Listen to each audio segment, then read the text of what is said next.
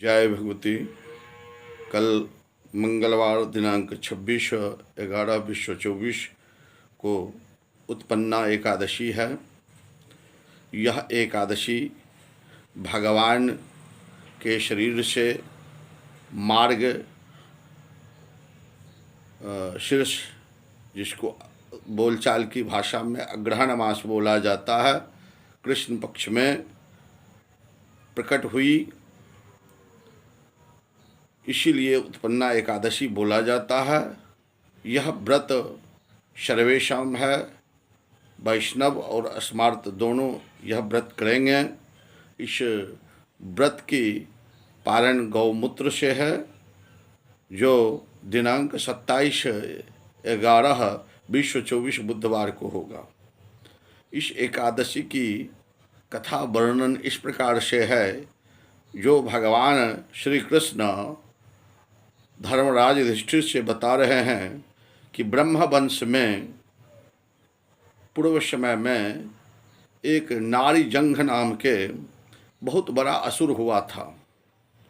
उसी वंश में मूर नामक दैत्य प्रकट हुआ, उत्पन्न हुआ उसको कहिए, प्रकट नहीं कर सकते हैं। तो मूर नाम के दैत्य जो है सो वह देवताओं सबको पराजित कर दिया और स्वयं सूर्य की भांति चमकने लगा। वर्षा की जरूरत पड़ने पर स्वयं वर्षा, वायु, हर चीज़ पर आधिपत्य अपना जमा लिया। देवता सब दुखित होकर इंद्र ने भगवान विष्णु की स्तुति की। विष्णु इससे बहुत क्रोधित हुए, बोले ठीक है, तुम्हारे इस शत्रु का संहार मैं करूंगा, तुम सब आगे चलो।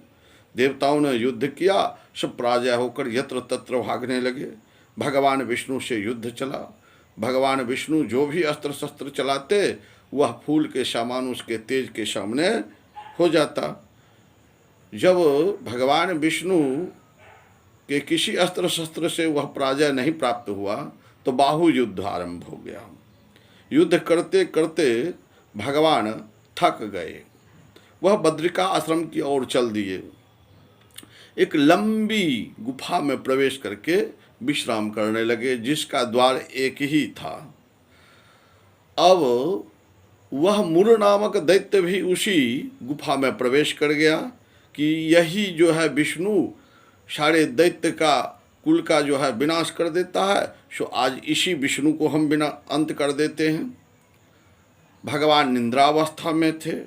उस समय जो है भगवान के शरीर से दिव्य तेज प्रकट हुआ। दिव्य स्त्री के रूप में प्रकट हुई शक्ति उस मूर दैत्य को ललकारी और फिर उस मूर दैत्य के साथ घमासान युद्ध हुआ और युद्ध करके उसके अस्त्र शस्त्र सबको काट के और फिर मूर दैत्य जब दौड़ा उस शक्ति पर युद्ध करने के लिए, तब जाकर वह एकादशी महारानी उसके हृदय पर आघात किए और वह गिरा। फिर उसको खड्ग से उसका सर अलग कर दिए।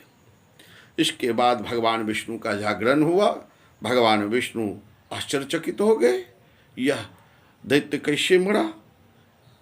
तब जाकर वह एकादशी महारानी, जो एकादशी तिथि को यही मार्ग शीर्ष कृष्ण पक्ष में अगहन जिसको बोला जाता है, उत्पन्न हुई भगवान के शरीर से।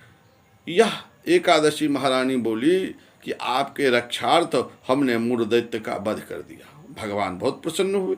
भगवान बोले ठीक है, यह तो बहुत खुशी की बात है, आपने त्रिलोक के उद्धार के लिए ऐसा किया तो हम बहुत प्रसन्न हैं। आपको वरदान देते हैं कि आपका जो एकादशी करेगा, वह एकादशी जो मेरा भक्त होगा, आपका भक्त होगा, उसको मोक्ष मैं दूंगा, उसके शत्रु का संहार मैं करूंगा। इस प्रकार का भगवान वचन दिए हैं।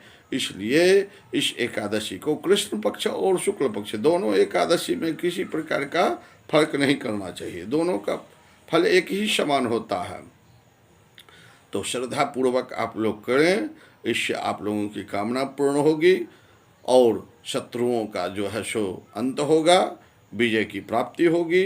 यही शुभकामना के साथ इस एकादशी के संक्षिप्त कथा को यहीं पर विश्राम देते हुए आगे के एकादशी तक के लिए हम भी आप लोगों से विदा विश्राम लेते हैं।